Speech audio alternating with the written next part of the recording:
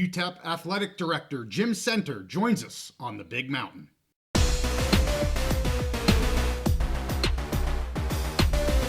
Conference realignment is always in the news, and we're back on the Big Mountain to highlight the newest addition to the Mountain West. Hey, welcome back to the Big Mountain. I am JY, and this is my good friend Steve. We're very fortunate to have Jim Center, the AD of UTEP, to join us here on the mountain. We had Jamie Boggs on here several weeks ago with GCU, and now we get UTEP's AD to talk about the Miners transition from Conference USA into the Mountain West here in 2026. That's only a year and a half away. So we're anxious to have a conversation with Jim, and here it is.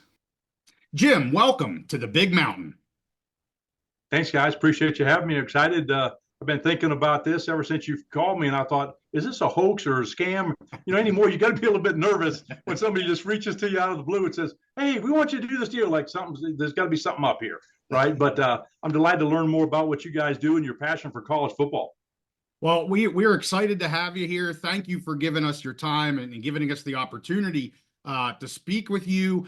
Our viewers know that we are a Mountain West and Big Ten channel, and we're going to dive into UTEP, one of the new members here in the next year and a half for the Mountain West. We want our viewers, we have Mountain West fans that have joined us, but I have a ton of UTEP fans that have started following us as well on X and on this channel. And I'll tell you, they are super excited about, what's going to be coming here in the next 6 months.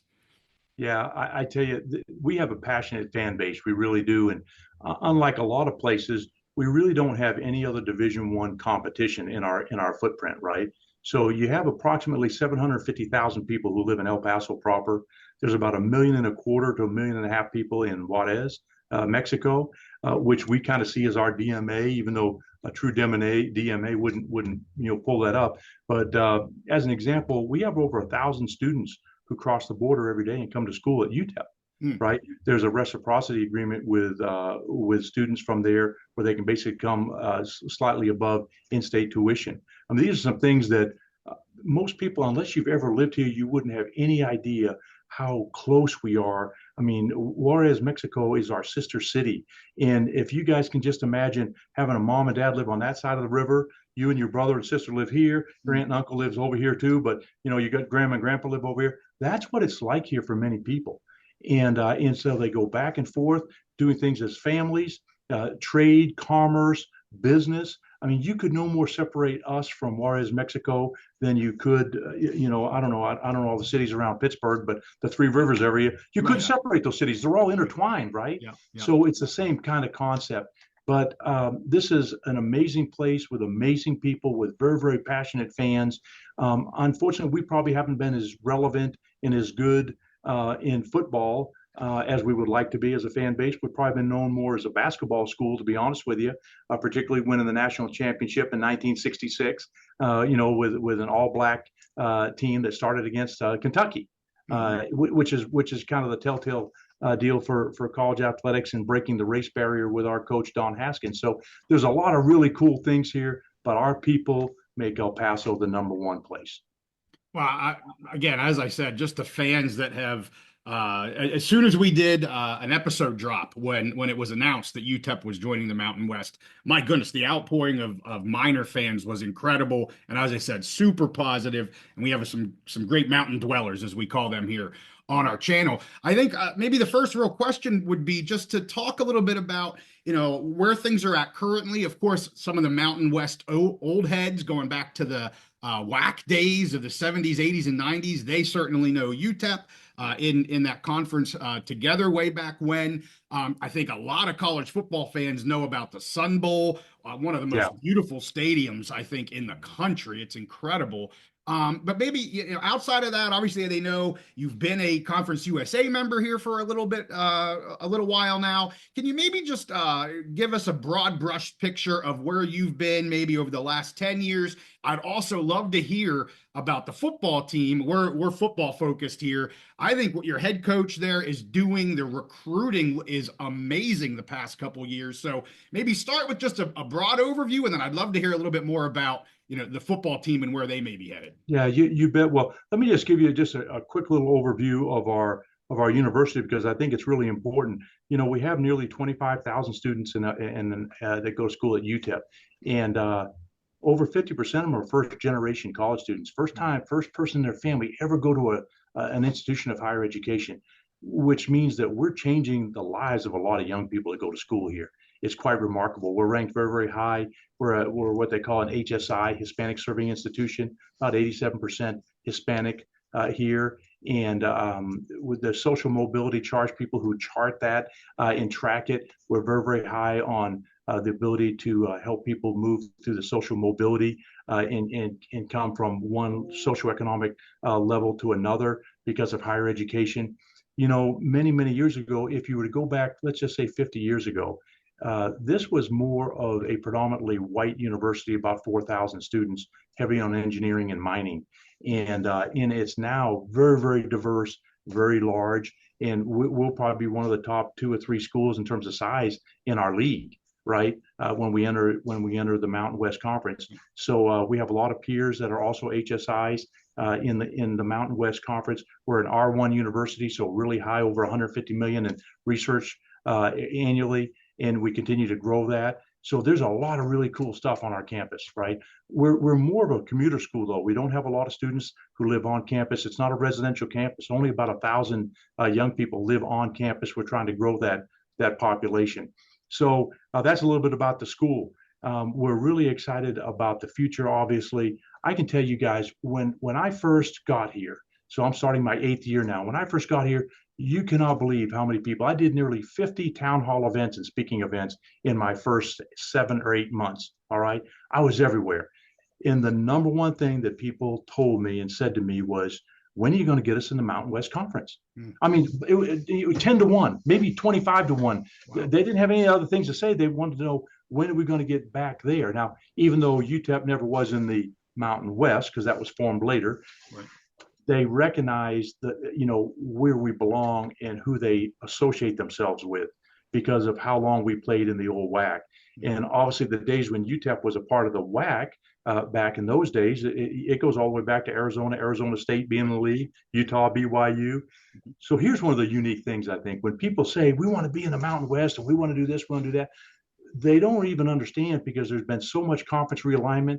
The old Mountain West isn't really the old Mountain West anymore. And the old WAC isn't the old WAC that they all thought of and dreamed of and talked about, right? It's changed significantly. Yeah. And we'll probably continue to see things evolve and change as we continue down the pike here. But things at UTEP have continued to grow. We're continuing to, like everybody else, evolve with the new world of intercollegiate athletics and what we're trying to do. The opportunity, I think, that I keep trying to push home to our fan base and our people is, as much as everybody loves basketball here and has really been more of a basketball school, football is what's driving conference realignment. And you see it all over the country. And it's one of those things where we have the greatest upside in terms of revenue generation, the ability to make a really big splash and footprint on the football side. Got this great stadium, got all this inventory. We just got to win more. And part of helping that along will be playing teams that people want to see us play, that make sense, that they recognize.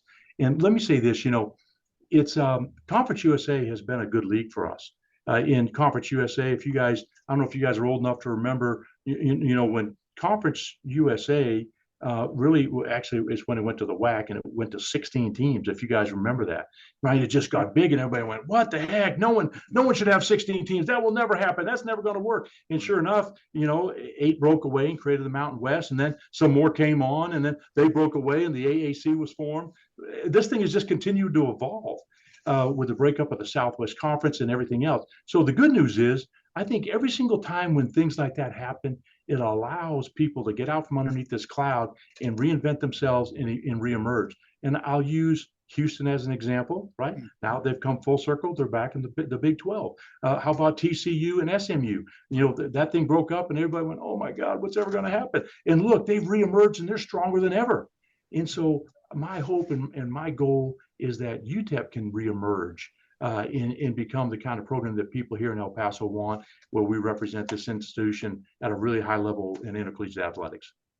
That's awesome. Can you talk real briefly? Because we have a lot of questions and we don't want to take too much of your time. I want to get into the Mountain West, but I Yep. have to talk a little bit more about football. Coach Walden there, the recruiting classes, the transfers, Malachi Nelson coming in here. I mean, a huge name, obviously from USC to Boise, now to UTEP. What do you think is driving that? Is it the coaching staff? Is it the environment? Is it kind of the NIL space? Like maybe it's all those things. Can you help us understand kind of what the energy's like? Because it seems like there's a ton of positive energy. I'm really high on UTEP as they enter the conference here in 26. What exactly is going on down there? Yeah, Jay, thank you. I got to give all the credit to Scotty Walden and his staff. Those guys are as high energy as anybody I've ever been around. And it's not fake. I mean, the way that they talk, the way that they act, their enthusiasm is infectious. And let's face it, guys, if you haven't been very good, what are you going to sell? Yeah. You better have something in your toolkit. And his deal is being positive. His deal is holding people accountable. His deal is being high energy. And they do it as a staff. It's not like him all by himself. And the first time, I saw him on the sidelines jumping up and down with a bunch of his guys around him. I'm like, man, I ain't seen that out of any coach I've ever hired or been around. I didn't coach that way myself when I was a college football coach, right? So he is who he is, but by the sheer audacity of his personality, he attracts people to himself, and so does his staff. So they work really hard. They've got a plan. They know what they want to do and how they want to do it. So they're really meticulous about that. They know who they want to recruit and why they want to recruit them.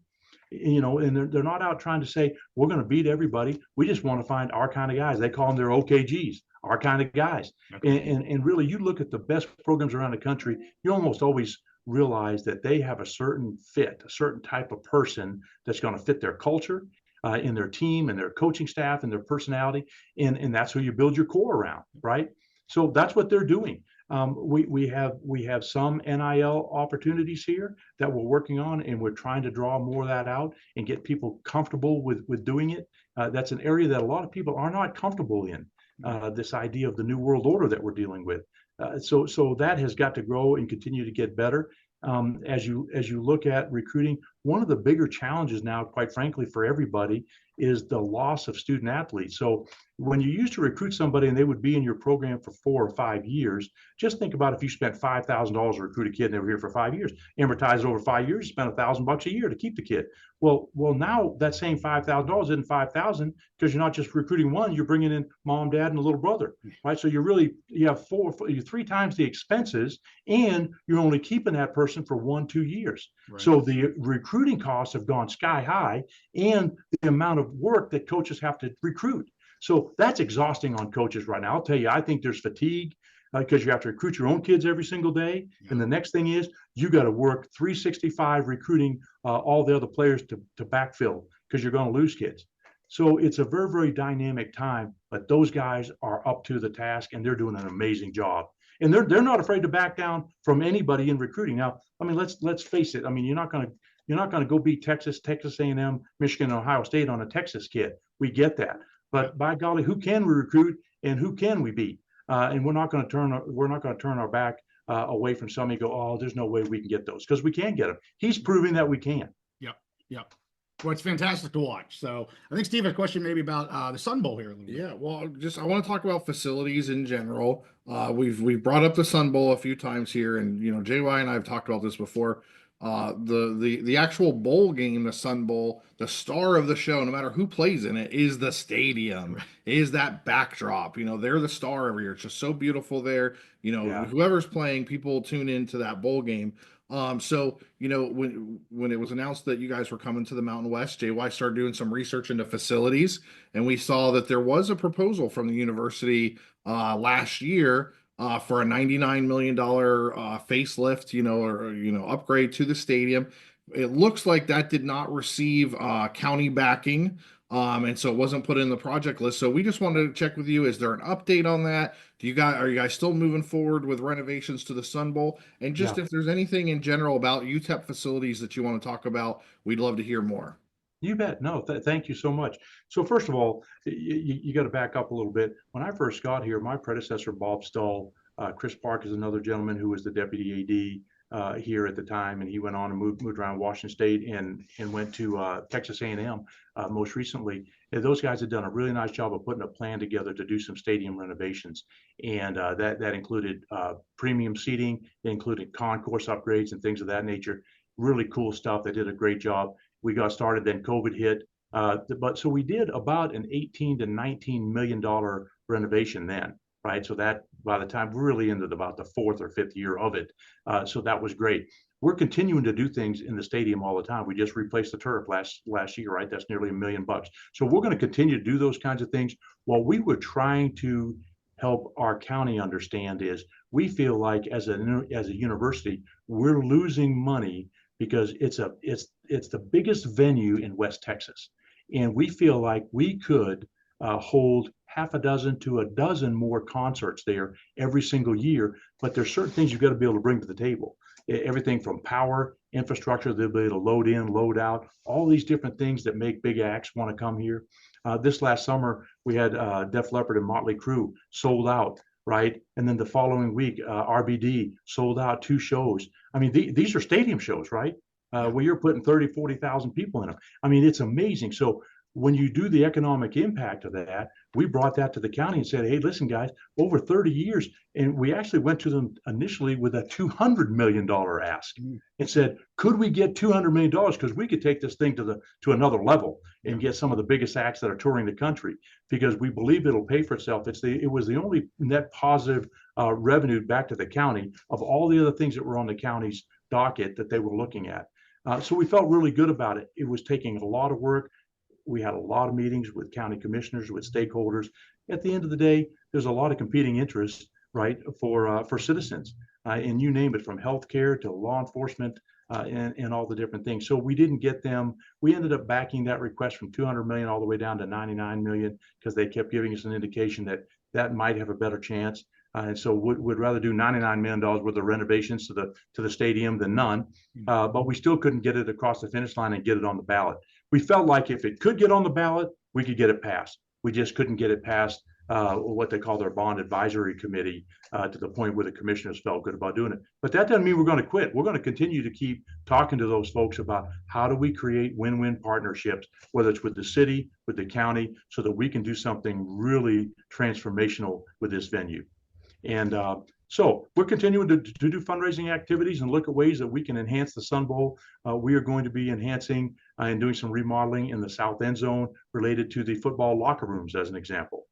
So and there hasn't been any work done in there. It needs it terribly. And so not only will us and our visitors benefit from that, but so will the Sun Bowl and the 2 teams that play in the Sun Bowl every single year, right? So we got our foot on the gas. We're going to keep moving forward. We just recently announced a $5 million football locker room in the Larry K. Durham Center, and we unveiled that. It looks great. We still have fundraising to do the wet areas in that. So we're doing $1 million project right now to do indoor and beach volleyball locker rooms, team room locker rooms. So that's an area in Memorial Gym that we're doing. We'll be doing soccer and softball locker room renovations this coming summer. So we have a whole bunch of stuff, like every place. If you're not working on facilities, you're falling behind, right? We have a great Don Haskins Center, and that actually reports through university special events. Seats right at 12,000. It's a great venue, but it's dated. You know, at some point in time, we've got to figure out, hey, where can we put money into this thing that will continue to drive revenue and enhance the fan experience, right? And the playing experience. We have great facility. Well, I'm gonna say this. I think we have good facilities, but we need to spend more money. We need to raise more money so that we can address facility issues as they come up. Yeah, makes sense for sure. As you said, if you're not keeping up, you're definitely falling behind. I live that in my day job, so to speak, and it never ends. You're digging yourself a hole for sure. So yeah. I want to shift gears here, get into the Mountain West, kind of how that came about. You know, some great news for Miners fans here that hit around, I think it was on October 1st, if I remember correctly, announced then that, you know, UTEP will be joining the Mountain West effective July 1st of 2026. And this was the first edition. UTEP was the first edition after they had some of that turnover, some of those schools deciding to leave for the Pac-12. Can you talk about and speak to how this came about? And from an outsider, it seemed like it came about very, very quickly. And again, I'm all into UTEP. I think it's a great ad. You mentioned kind of the history there, and maybe that was somewhat that helped speed the process along. But can you speak to how that came about? Well, I would say, first of all, we're not the only ones that has looked at the Mountain West and said, God, we'd be a great fit there, right? It's in the Mountain Time Zone. We're in the Rocky Mountains, right? The southern tip of the Rocky Mountains ends in downtown El Paso, basically. Okay, we have all this history with these long, rich rivalries with many of the schools in the future Mountain West that we'll be competing against, and so it makes all the sense in the world. So as everybody across the country continues to talk about regional rivalries, they talk about regional scheduling, they're talking about student athlete welfare, looking for what makes the most sense. You start to look close to home and you go, well, who's around us? What would make sense? Well, I know all the other athletic directors in the Mountain West, and they all know me. Yeah. When we see each other, they're asking, what are you guys doing? What are you thinking? What would you like to see? I mean, so we're all talking to one another. Now, maybe, you got to be a little bit careful, and you got to hold your cards a little bit closer to the vest, because you don't want to be taken out of context. Right. And there's nothing like getting yourself in trouble when you're dating one girl and you're thinking you might want to date another girl. You might want to make sure that you cross all your T's and dot all your I's before you do it, and make a change. But I think with the thing that happened with the Pac-12, the original Pac-12 breaking apart, which no one foresaw. I'm sure you guys didn't. You didn't have a crystal ball, and you weren't rubbing it and telling everybody, "Let me tell you what's going to happen to the Pac-12," because no one did. It was just a shock to everybody. And then the scheduling alliance between the remaining two in the Mountain West Conference, and now that separation that's happened there. People have looked at us and thought, if we were going to ever expand, they might be a good candidate. Just like we've looked at them and said, if they were ever going to expand, boy, we think would be a really good candidate. So there's a lot of natural things there, I think, that came to pass. But enough chess pieces on the board moved, and the Mountain West Conference was figuring out, well, what are we going to do next? And Gloria reached out. We had not had any other conversations. Gloria reached out. I think it might have been on a Thursday night, and asked me, Jim, would you guys be interested? I said, we would be very interested. I said, let me talk to Dr. Wilson. So basically, it was myself and Dr. Wilson and Gloria. And we were having these discussions over basically a 2-day period. They gave us a tentative, we had a couple of conversations. They gave us a tentative offer for us to look at. We countered with that. In the meantime, Dr. Wilson had to follow Conference USA guidelines and bylaws and reach out to Judy McLeod and say, Judy, we've been contacted. We're in discussions. We want to do it the right way. Yeah. Conference USA has been good for us, even though it maybe wasn't the perfect fit all the time. And we don't like traveling to the Far East to play games. They don't like coming all the way to the Mountain Time Zone to play either. It works both ways, right? Sure. They're like, we got to go to El Paso, Texas. What the heck? So I get it. And so did Judy and my other colleagues in Conference USA. So, but that was a very, very close knit. I mean, you see a lot of this stuff leaking anymore. And I can tell you, my boss, who used to be the Secretary of the Air Force, she understands about operational security, right? And when something's top secret, it's top secret. Yeah. It will not pass, by her lips or anybody else's. And so it was basically three of us. Dr. Wilson did have to reach out to the chancellor of the UT system and bring in President McMillan and talk to him about the opportunity. And so we got all the way to the point where we had a formal offer. And before we could say yes, she had to get approval from the chancellor of the system. And once we had that, then we could sign the papers. So basically, it took 4 days. No one else knew what was going on. Now, trust me, every person that you guys read about and I read about reached out to me trying to get information about what's happening. Are they talking to you? I'm not gonna participate in that. Sure. Loose, as they say, loose lips sink ships. Yeah. And I wasn't going to be the guy with loose lips. Yeah. So we got it done. Very, very appreciative. We did have to reach out to a couple of key stakeholders on the UTEP side. Nobody, I'm going to use this if you guys will allow me to use this analogy, but no one gets divorced without it costing money. Mm. Right? Yeah. So we're in essence having a divorce with Conference USA. And so we know we're going to have to deal with Conference USA. And what does that look like? What is it going to cost? And we know now we have this other partner that we want to be a part of. And what does that look like? And what is that going to cost? And you have to do some due diligence there and count the cost of what that looks like. So we went through those things. We talked to a couple of our key stakeholders and said, we're going to need your help to be able to make this work. And they said, okay, we're in, we'll help you. And so then we felt like, okay, we can afford to do this. And everybody is going to have to go through that. I don't care what league you're in, you're trying to count the cost and figure out, can I really afford to make this business decision? I mean, you may want to do something in your heart, yeah, but then when you put a paper and pencil to it and you look at it and you go, oh my God, can we really do that? Can we afford to do that? And I tell you, that caused you to take a big deep breath and really put paper to pencil. So that's what we went through.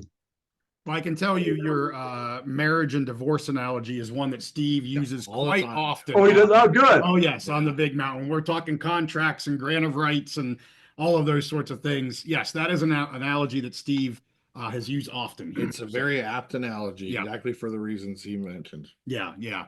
So, and that's great to hear. I mean, it came together fairly quickly, but things like that, if there's mutual interest, as you said, and there probably has been for quite a while, whether it was official interest or substantive talks, right, probably not so much, but mutual interest. And then when it presents itself in the future, as it just did, fairly easy,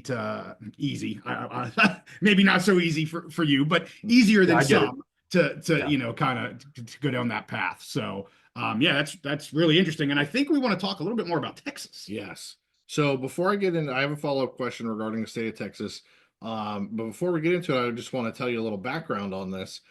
As the Mountain West was looking for potential new members, JY and I, we were doing research, high and low, all school. There's all these schools mentioned, the North Dakota schools, the Montana schools, all this.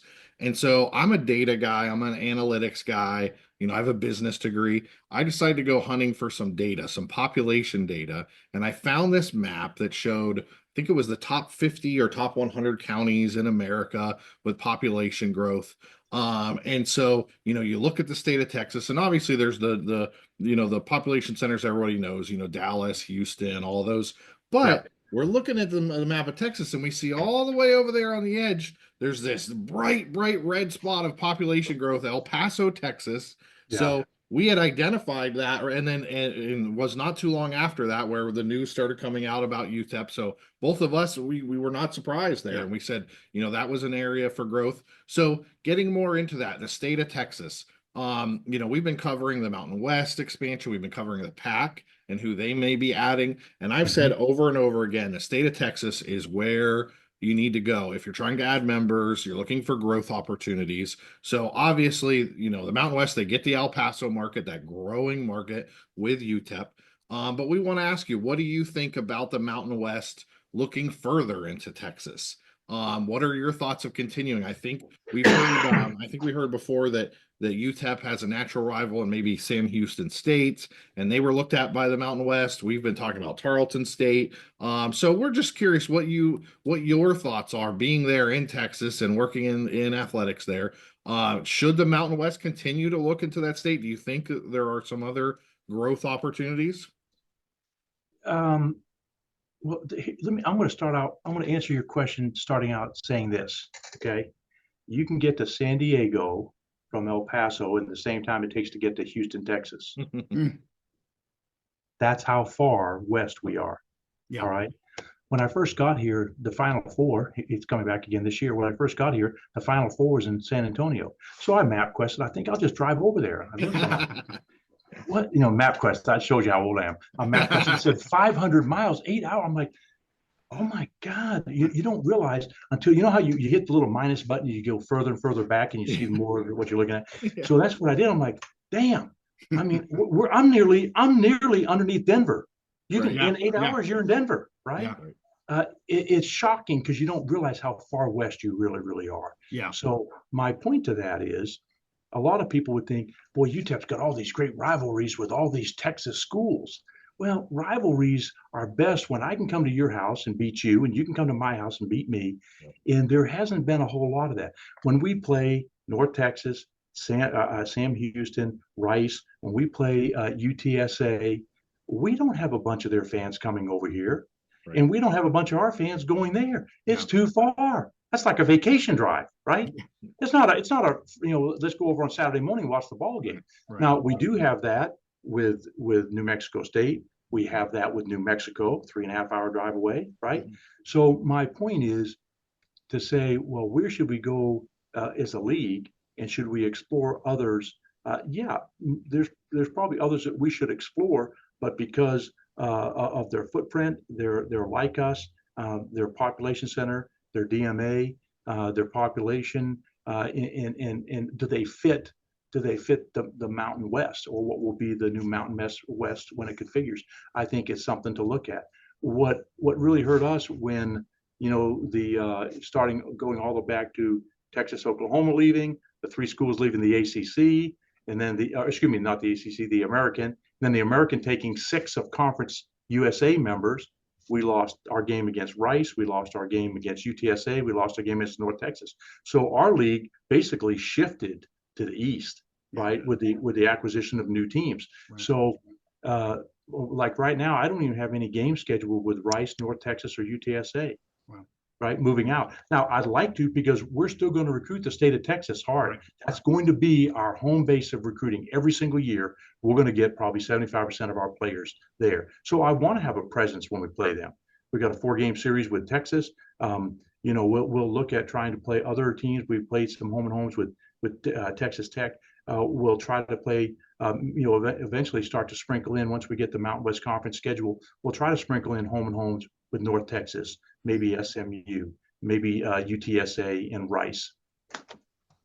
So I think it's a possibility to look at expansion in Texas. But like everything, everybody is trying to figure out, how do we shrink our footprint and make a more cohesive league, not how do we get bigger. Now, some of us are having to make decisions because, frankly, and the reforming Pac-12 is going to look at the same thing, just like we did. How do you build rivalries? The time zones and television windows are important as well. Bringing Northern Illinois into our league as a 9th member for football is a good thing. It gives us 4 at home and 4 on the road. We need that stability, right? When you're lopsided, it makes scheduling really hard. Yeah. But okay, now we're going to go to DeKalb, Illinois. You guys ever been to DeKalb? Never. Okay. Flying to Chicago and bus an hour and 15, 20 minutes, yep. 30 minutes to get there. Okay, it's not the easiest thing, but that's better than not having a 9th member, right? And they're pretty dang good in football, by the way. Yeah. That's Notre Dame. Yeah. Exactly. Well, real quick, I think I got just one more question about kind of the transition to the Mountain West, and I know we want to get maybe into just a little bit about the new environment of collegiate athletics here with NIU, revenue sharing, all that kind of jazz.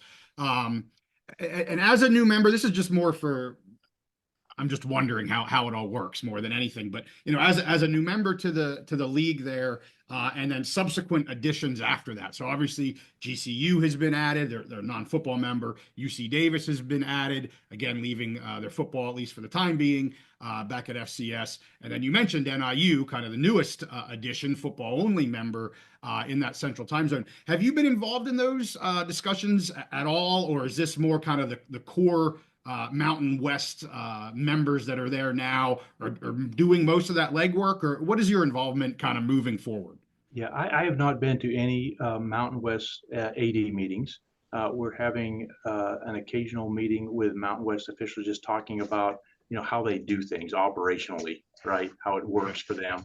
I don't know when. We haven't been told when we would be brought into having be sitting at the table with other ADs or other presidents.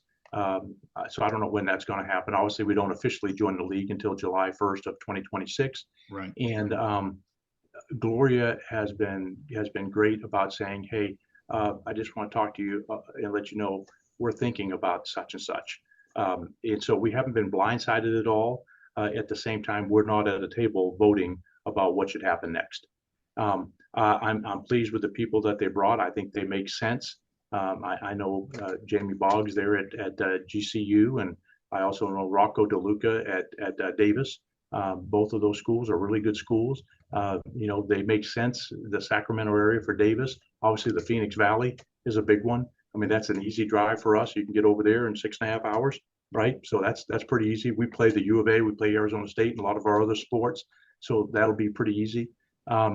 So I think that when we get to the table and we have a vote, my sense is we're going to be very, very like-minded with the rest of the athletic directors and presidents that are already there.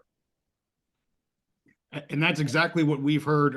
We follow Commissioner Navarez very closely here. I would call us fans of the commissioner. We think she does an outstanding job. And that's exactly what I've heard her say many a times is, we want members that are like-minded, that are growing together, ascending together, I think is their new slogan. Yep.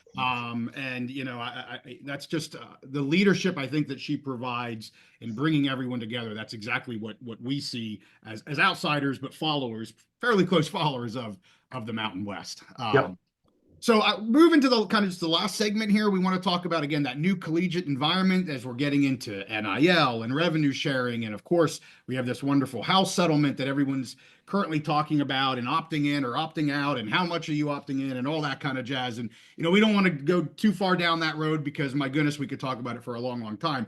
But kind of high level, I mean, how do you think this changes in the near term here? Obviously, we don't know exactly what the settlement's going to be, but I think a decent idea of where we're headed. How do you think this might affect the athletic budget of UTEP, maybe both from the revenue side and the expenditure side?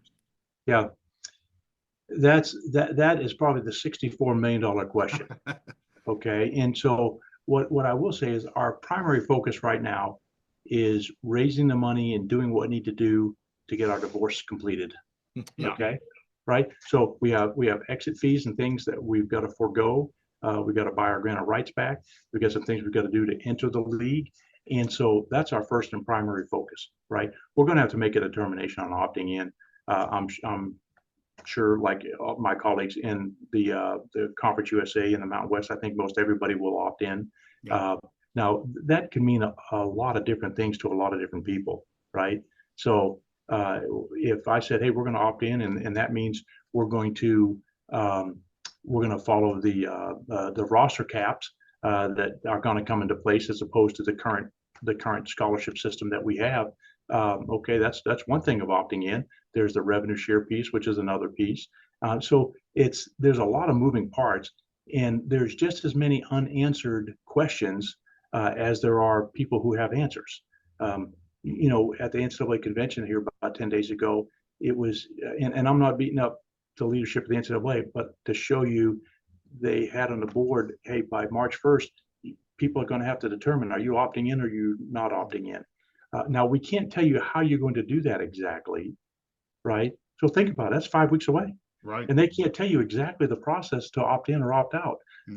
So it shows you the level of complexity that they're dealing with as a leadership group to get ready for all these things.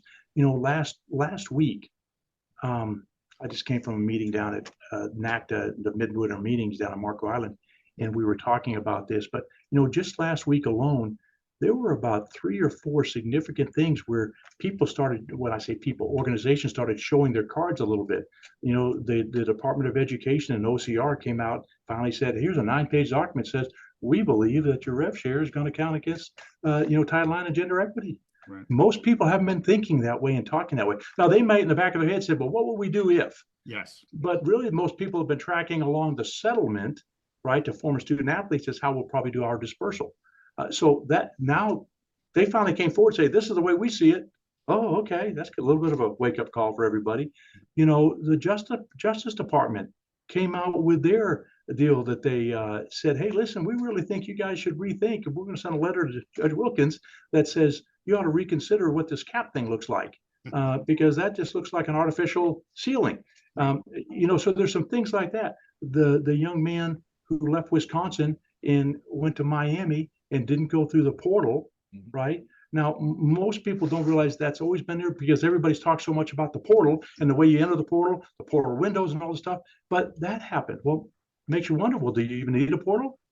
I mean, the NCAA's been trying to give us guidelines and guardrails to help us navigate this space, with the new transfer rules. So think about that, guys. Yeah. Well, so you said we think we know what the settlement's going to look like. And a lot of people keep saying that until Judge Wilkin comes back and says, hey, guess what? I've had an epiphany. Right. Yeah.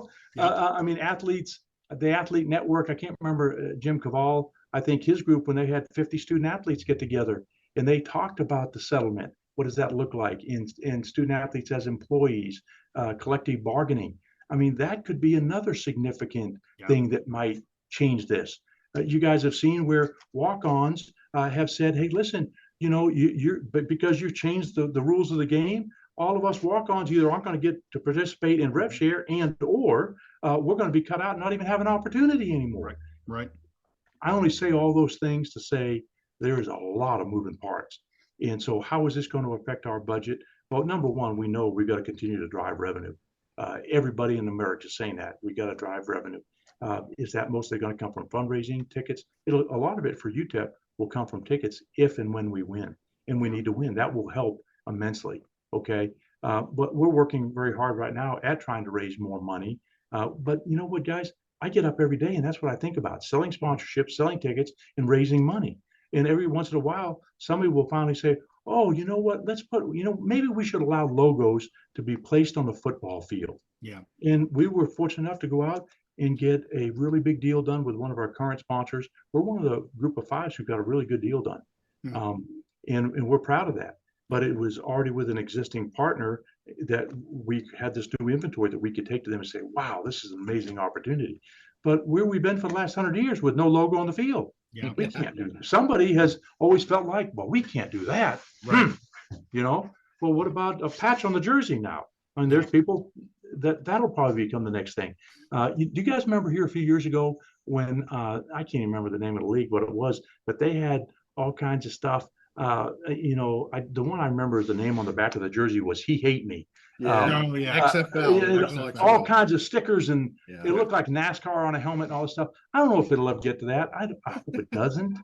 But at the same time, when people keep saying we got to find new revenue streams, guys, people have been doing this for a long time, and people have been scratching at the revenue streams for a long, long time. What we have now are more people siphoning money off of the revenue stream that we haven't had in the past. So how do we keep the revenue flowing?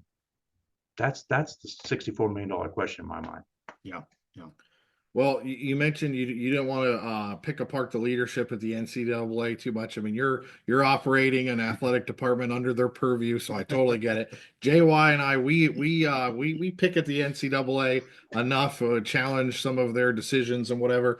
For me personally, the way they've managed this house settlement, I think the NCAA is basically looking for the court to get them out of their problems that they created, and in some ways was a lack of leadership, a lack of vision, whatever. But it's a tense, trying time for a lot of schools right now. You mentioned, and here's the thing: is you guys have to figure out how you're going to operate under this new house settlement. Are you going to opt into revenue sharing? All of that, like you mentioned, you have to make a decision March 1st. We don't even know if this settlement is going to hold up in court, be ratified. There's already challenges on the books. People are ready to challenge it and knock it down.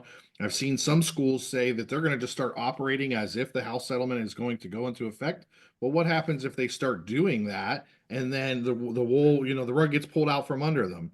So it's a risky time, but also, it's been an exciting time for the Mountain West, for UTEP. So you're as the athletic director of UTEP, you mentioned you wake up every day and you think of ways to raise money and all that.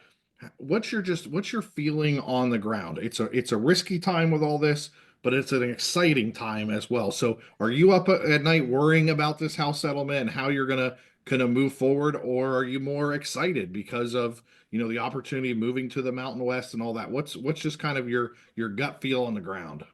Yeah, I would say I'm not up at night. I'm not worrying about things that frankly are 100% out of my control. Nobody, none of the defendant's attorneys have called me and said, Jim, what do you think? In fact, none of us at the group of five level are at the table where this is being fleshed out. And understandably so, we're not defendants, right? So the Power Five conference are the defendants, and they're the ones that have actually agreed to this contract, right, in the settlement, if it gets ratified. So we're not, but they're trying to figure out how to move forward. And they will. They're in a different place than we are. I hear a lot of people. I mean, it's going to cost us over 10 years about $3.3 million of lost revenue from the NCAA. But okay, we're part of the NCAA. So, there's a bill that's got to get paid. And so they're going to pay for it out of revenues, and they're going to withhold it and not disperse money to us. I get it, even though we weren't party to the lawsuit. And that's got a lot of people, it's got, their hair on the back of their neck up a little bit because of that. But we're all still members of the NCAA, and we all still get that money. So we're part and parcel to it. So the NCAA is really between a rock and a hard place, in my opinion. And you guys have heard it, you probably talked about it, until we have some type of legislative relief that gives us something that looks and feels like professional sports has, right? With some type of Sherman antitrust exemption. Right. I think this craziness and what we're all living through and living in is going to continue.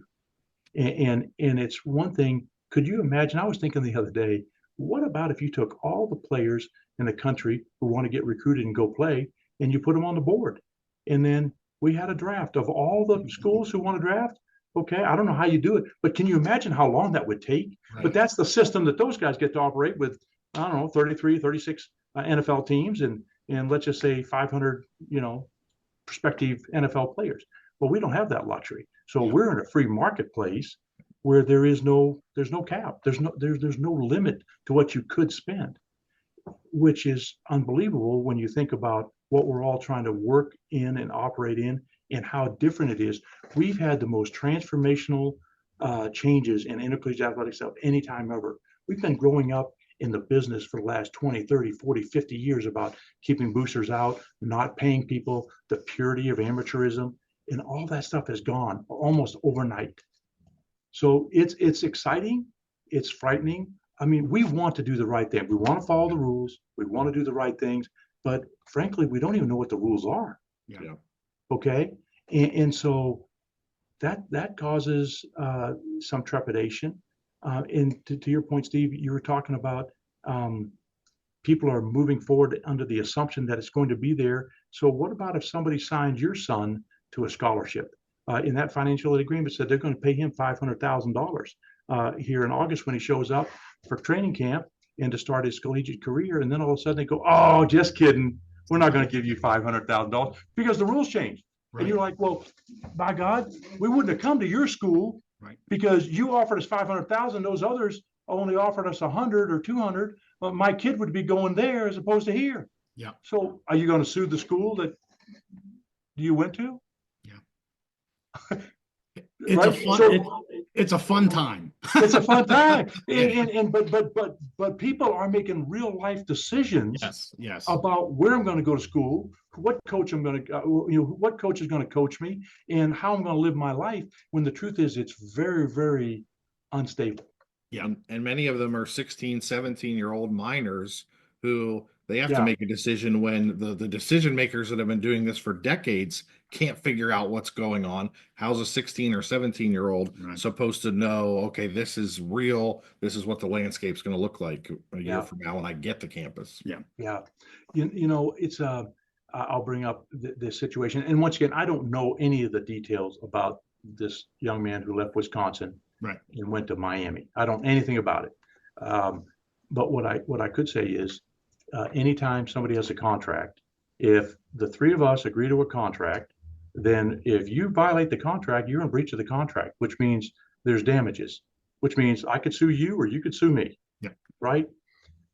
In this case, if they have a 2-year NIL agreement with this young man and he goes to Miami and I'm just talking hypothetically, let's say he joins their football program and he does play, then the ACC in Miami, if they put him in a game where there's any television, they've used his name, image, and likeness, have they not?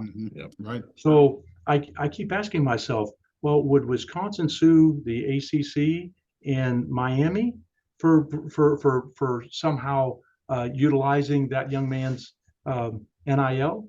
Are they going to sue the young man? Yeah. I mean, how does all that work? Craziness. All I could see is like you talk about the old finger point thing, Yeah. like this. I could see that being like this. And can you imagine that happening 100 times? Right. If kids transfer and do that's exact same thing? Yeah. What a mess that will be. Imagine in the same conference, Right. Yes. we follow the Big Ten closely, and there's players moving between Ohio State and USC and Penn State here. And so you're going to have two member institutions of the same conference suing each other. Yeah. Yeah. Pretty crazy. It is. Well, Jim, we thank you so much. We always end kind of with the house stuff because it's the most unknown. It's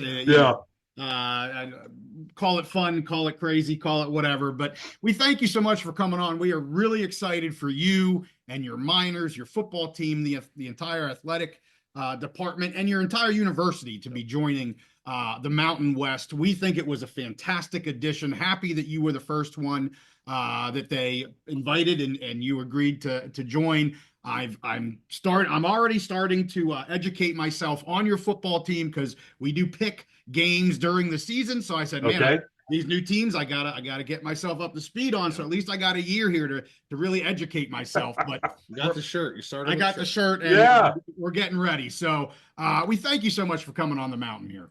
Yeah, you bet, guys. Thank you for having me. I've enjoyed it, and great to meet you and put a name with a face. And hopefully we'll get a chance to do this again sometime. Sounds great. Thanks so much. Thanks, All right. Jim. All right. Bye-bye. We again thank AD Center for coming on the Big Mountain to talk about the Miners as they get ready to join the Mountain West. With that, make sure you like this episode and subscribe if you like our content. We'll see you all next time on the Big Mountain. Pay Dirt Pete is ready to climb the mountain.